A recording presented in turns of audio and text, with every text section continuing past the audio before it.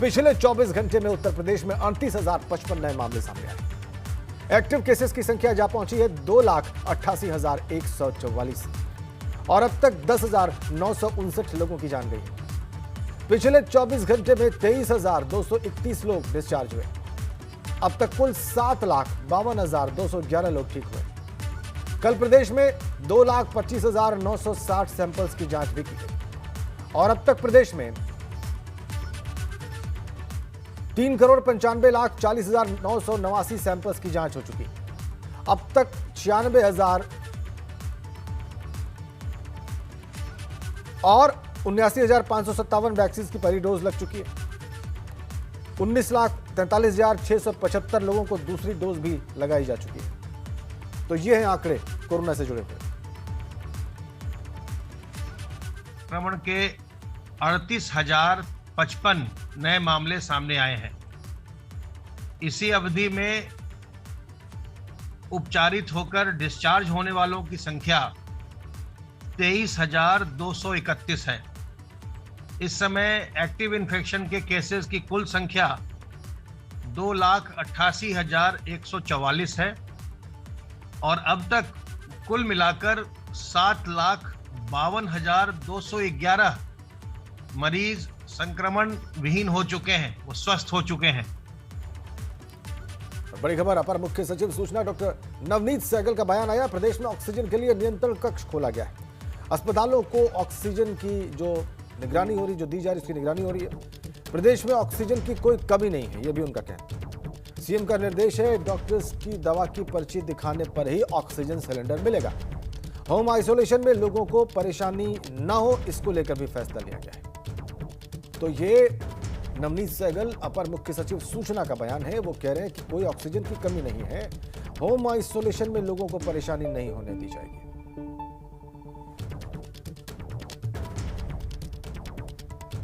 क्या ऐसा है जैसा कि अपर मुख्य सचिव सूचना कह रहे हैं? आइए जानते हैं। जमीन पर आपको लिए चलते हैं, लखनऊ लिए चलते हैं। हमारे सहयोगी विवेक त्रिपाठी इस वक्त हमारे साथ सीधा कनेक्ट है। विवेक, अपर मुख्य सचिव सूचना कह रहे हैं कि ऑक्सीजन की कोई कमी नहीं है और निगरानी रखी जाएगी। निगरानी किस पे रखी जाएगी, क्या किया जाएगा और क्या वाकई ऐसा है जैसा वो कह रहे हैं?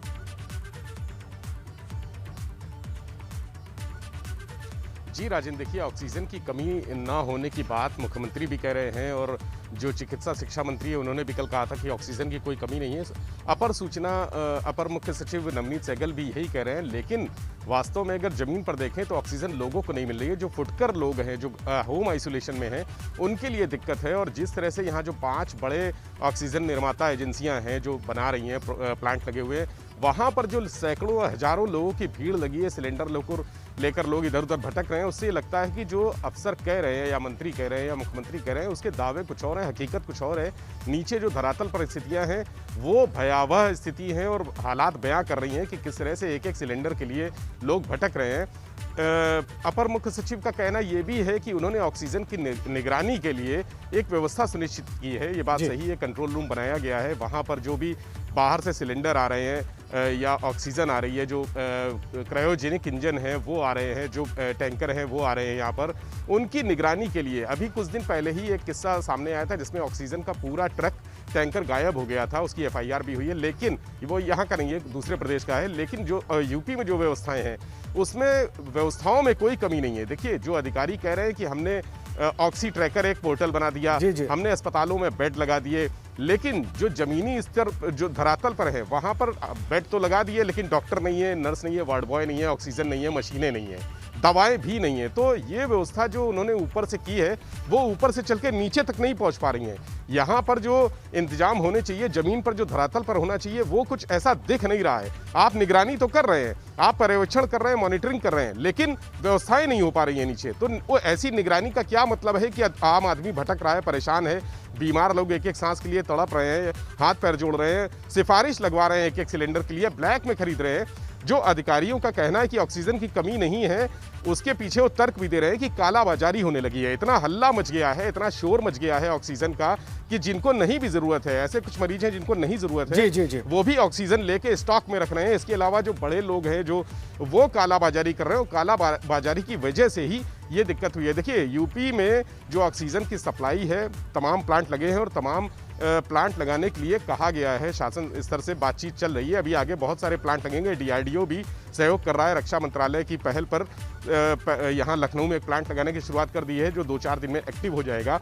लेकिन जो निजी कंपनियां हैं वो भी प्रोडक्शन उतना नहीं कर पा रही हैं। लखनऊ में 65 मीट्रिक टन की ऑक्सीजन रोज की ज़रूरत है और यहाँ पर सिर्फ 55 मीट्रिक टन ही या 50 मीट्रिक टन के आसपास उपलब्ध हो पा रहा है। जो निजी एजेंसियां हैं वो 5 मीट्रिक टन ही कर पा रही हैं, जो एक्स्ट्रा ज़रूरत है।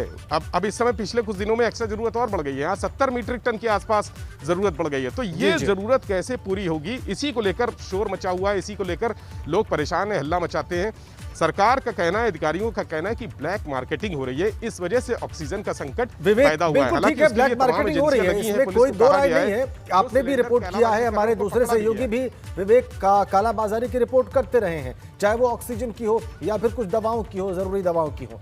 लेकिन सवाल ये है कि कालाबाजारी कौन रोकेगा? कालाबाजारी भी जमीन पर सरकार के अफसरों को ही रोकनी है। हाँ, लोगों के पक्ष पर यह जरूर अपील की जा सकती है कि वो खामखा पैनिक में कोई खरीदारी ना करें या किसी चीज को लेकर इतना चिंतित ना हो कि वो मिलेगी नहीं। इससे वो जरूरी, जिनको ज्यादा जरूरत है उन लोगों को उपलब्ध हो सकेगी। विवेक, बहुत बहुत धन्यवाद, आपने महत्वपूर्ण जानकारियां दी। तो अपर मुख्य सचिव सूचना का दावा है कि ऑक्सीजन पर्याप्त मात्रा में उपलब्ध है। सरकार के कई अफसर भी दावा कर रहे हैं, मंत्री भी दावा कर रहे हैं, लेकिन जमीन पर हालात उस तरह से नहीं है जैसा कि दावा किया जा रहा है। ये भी तथ्य है, अभी आपने देखा।